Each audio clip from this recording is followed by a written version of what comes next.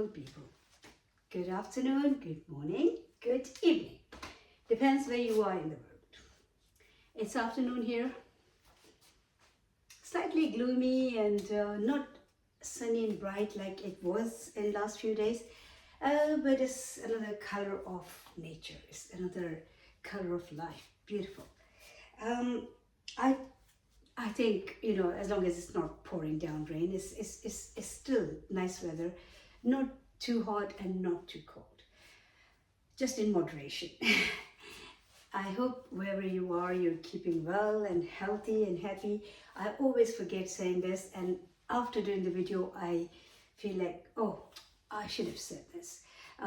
I am so thankful to all my subscribers for subscribing to my channel, and I will really appreciate if you can also leave some comments, and if you like the video, then please just hit the like button and the notification bell, so whenever I upload a new video, you can watch it.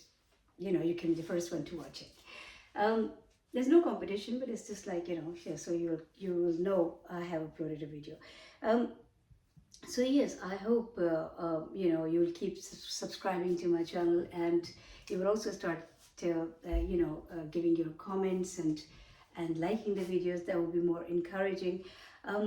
It's just a work for a good cause. Trust me, it is the work for a good cause, because I feel that whatever I say, from the experience that I had in my life, and from whatever I observe, we all observe. It's not like I'm the only observant person, but yes, whatever I have learned or I am learning day by day, or minute by minute, or second by second, I just want to share that with you. And sometimes it's not that you don't know that. You might know even better than I do. But sometimes we can forget. Sometimes our attention actually diverts, and it drifts away from something that we should be focusing on, and it goes to something that we should not be focusing on too much. So yes, it's just a reminder. And even if it changes one life, or if it helps one life or one person, I'll be more than happy.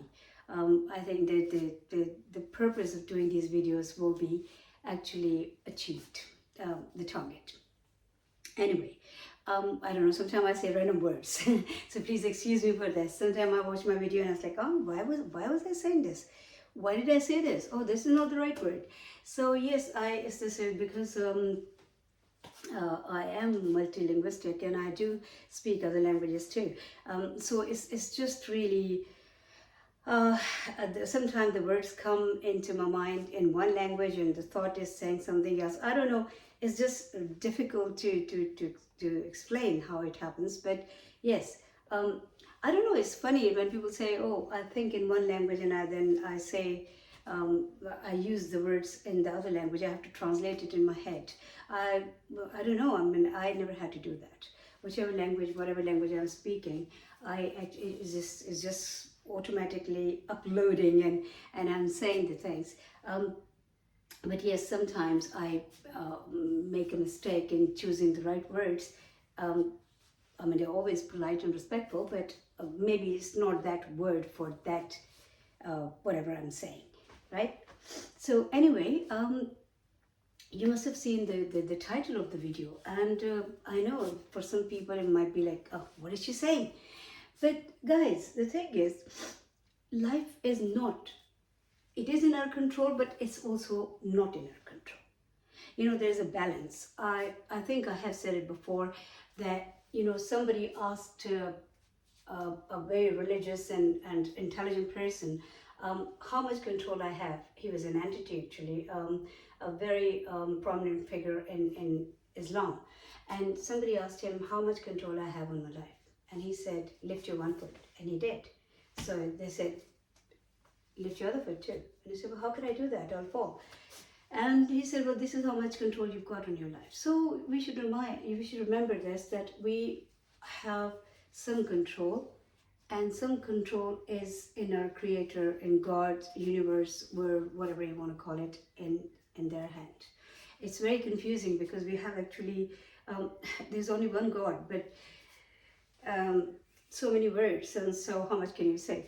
Anyway, whatever you believe in, the rest is to that superpower, that Almighty.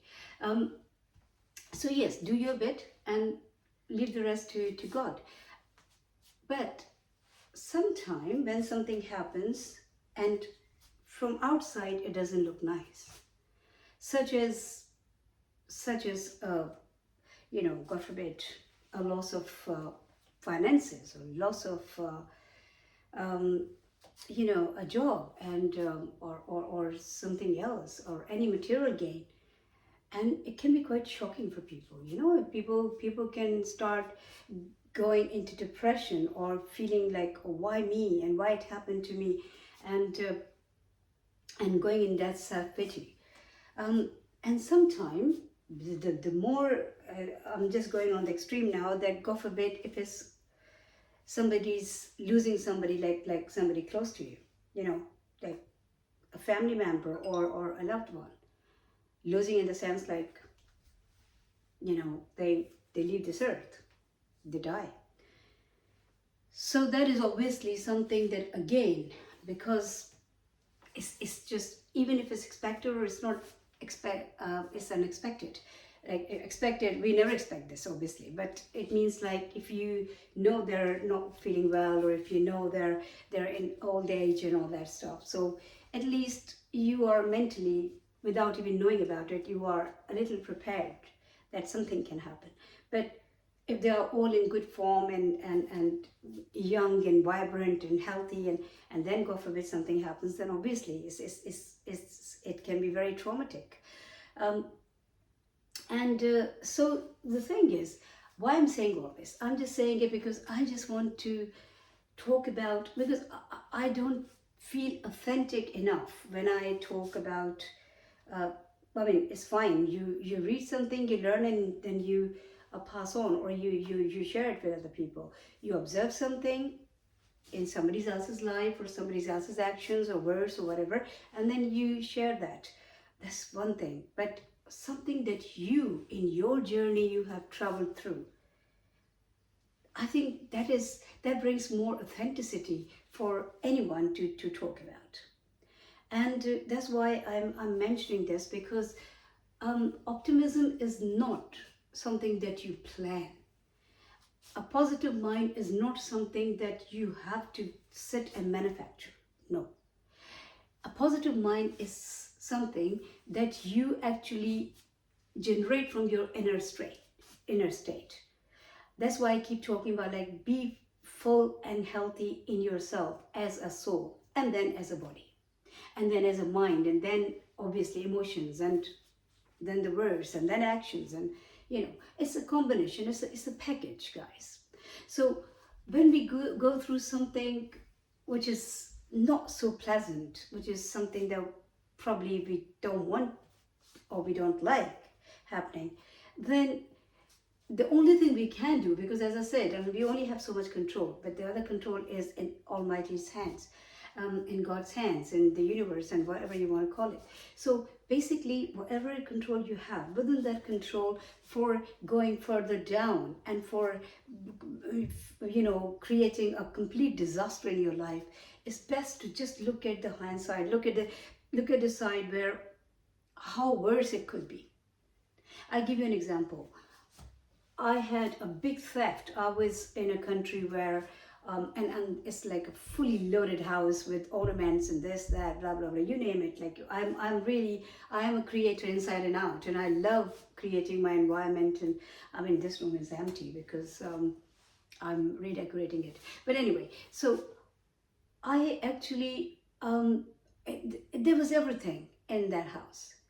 And suddenly, we were away and we came back, and then we saw, like, it was a big disaster. It's like, big LEDs and this, that, you just name it, all material things, all the material things, they were actually, they were taken away by thieves, robbers, whatever you want to call them, burglars. and it was swept off, literally. So my daughter was at that time, she must have been like 14, I think. And she started panicking because she was panicking because she thought like I was going to have a heart attack after seeing all that disaster. And she told me this afterwards, because afterwards when we spoke, and I said to her, why you were crying so much? And she said, because I was worried about you. I thought like you're going to have a heart attack. And I said to her, as long as you're safe, your brother is safe, I'm safe. That is what I will look at. It was a loss, material loss. Material gains, material loss. So maybe, and then I have a mindset that maybe that was, and it's not just mindset, this is the reality. Please pay attention to it, that when in our life journey, even if it's material gains, material things, um, whatever it is, sorry, my phone was ringing. So whatever it is, if it's like, I should have turned it off, sorry. If it's like, I was going to say, the material gains, yeah. So yes, we in this life journey, it's like, when you're on a train, people get on and get off.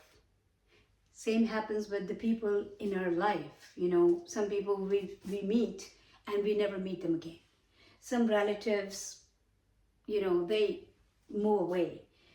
Some friends you lose the contact with. Some people leave this earth, they die. So in this life journey, people are coming and going. Same happens with the material things, the material gains. Because when your time together is finished, there could be any reason, and they can depart from you. They can be taken away from you. So this is my perspective.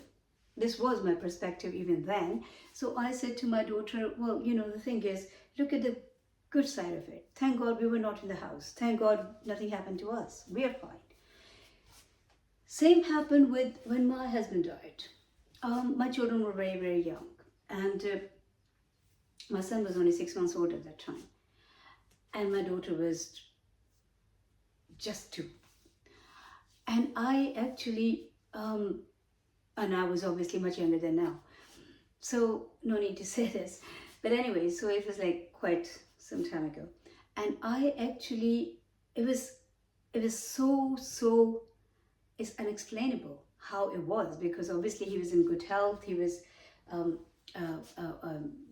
young man, fairly young man. He was energetic and everything, and suddenly he's gone. So people started, I don't like crying on people's shoulders, because I think like it's good to share your feelings with people. Like I was saying the other day, that lady from the government, she used to come for the bereavement counseling and just go, then what happened, then what happened. So you need to, when you're not in an exchange of emotions, it takes the balance away, it takes that health of that conversation away. So that conversation is actually, there's no life in it, it's dead. It's like one person is just doing their duty, and you're going in that self-victimization mode, and you're actually drowning in that situation, because as you were talking and thinking about it, you're obviously getting worse in your feelings. But the other person is thinking they're helping you, because they're not coming up with any kind of comforting words. They're not actually giving you a loving hug, because they are professionals, Anyway, that was a separate topic. I don't want to stray away from what I'm saying. So basically, when people started saying, "Oh, poor you," "Oh, you're so young," you're too young to be a widow, and your children are, "Oh, poor children," I didn't like it. I did not like it. I said, "Why poor children? I'm here for them." And they're not poor children, because, thanks to God, we've got a roof over our head. Thank God we eat 3 times a day. Thank God they're healthy, I'm healthy, and their mother is there by their side. So why poor children? This is my way of living. This was my way. It's not that I didn't, obviously, I knew, I was so hurt that for that time, that emotionally, that my partner, my husband, the man who I loved and married, has gone. He's gone. But if I would have let that taken over me, I couldn't look after my children, and I couldn't look after myself, and I couldn't look after anything around me. I would be probably drinking or getting depressed or on other people's mercy, or a weak, miserable woman. I did change for bad. I did. And I think I've mentioned it so many times. These videos are not about my story. This is like a character. You can just consider me a character who is telling their true story to you. And you can pick up whatever is useful for you from this story. Because I think there is something that can be useful for so many people. So this time, then when it comes to this, so yeah, I did change afterwards, because the only insecurity I created in myself without even knowing about it, which surprised me afterwards, and when I look back, I feel like, what a crazy thought, because I got so scared of dying myself. I was always worried about, even if I get fever, I was like, oh, hopefully I'm not going to die. What will happen to my children? And same insecurity and worry and fear I had for my children. I was watching them like a hawk everywhere. I was a helicopter mother, literally taking them to school and dropping them off and not even being 1 minute late for them, which is good. But the thing is, I was trying to be on the top of the things. In that journey, I actually lost my self-confidence, and I lost myself as who I was. So that was the loss. Because you can't look after everything. You can't take care of everything. So this was something that I missed out on. That I obviously afterwards recognized that, oh, this shouldn't have happened. But anyway, so that side of it, because I didn't want to cry on anybody's shoulder or anything. So I actually, and I wanted to, and even for my children, I want to stay strong. I want to keep that brave face. And even inside me, I was looking and weighing the things. So when people were saying, oh, they lost their father, oh, sorry, oh, poor you lost your husband. And I say, well, it could be worse. Because if one of us had to die, if my children, in their destiny, they had one parent in their life, then if this is how it was planned by the nature of God, then it's good that he died. Not because I wanted him to die. It's just because a man cannot look after a 6-month-old child. His parents were already dead. My parents were not anywhere around. So who would have looked after the children? God has created men and women differently. It's not that men are not caring. Of course they are. In their way, they are caring. In their way, they are loving. But they're not patient. They can never be as patient as women. It's built in, that motherly instinct in a woman. And again, let's not generalize it, but we're looking at the majority. And majority of the cases, we see that man cannot. And it's such a young child, such a young baby, and both were young actually. So I actually took it this way, fine, if one of us had to die, it's good that, because children are very young, it's good that he died. So at least I can look after the children. So basically what I'm saying is, please just weigh the situation, whatever is happening in your life. Instead of, going in self-pity or getting miserable. You will get miserable. It's a natural thing. But don't let it last. Don't make it don't let it become you. No. Come out of it, snap out as soon as possible, as quickly as possible. So before you go in that self-pity, before you start thinking, oh, if it's a material gain, then, or whatever gain, or material loss, or whatever loss it is, just look at how worse, how bad, how it could be even worse. That will give you an idea that God still saved you. You're still in a better position. Like, when I was growing up, my grandmother, whenever I said, oh, we were very well off actually. My grandmother she was a very rich lady and grandparents, and we were well off, and I was brought up, like a princess. But still, if I say, oh, give me this please, or why we can't have this, or why we can't, she used to say, don't look up, look down. Don't look at the ones who have more than you, look at the ones who have less than you, and you will know how blessed you are. So same goes with these situations. Whenever, God forbid, there is a loss or something goes, opposite of your thinking or your expectations or what you want, and is happening, in a different way, always look at like how it could be even worse. And you will actually start counting the blessings in the skies. You will start feeling better.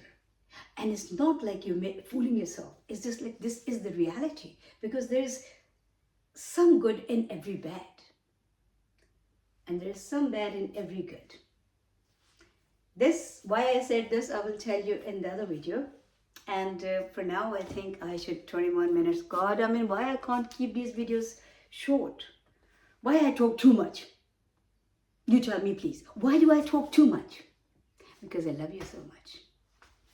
That's why. Please subscribe, like, leave the comments. If you love me, please prove it. No, I don't need no proof. I know you love me. Because I love you. And because we all love each other. And we should love each other. And we should love this life. Because life is so beautiful.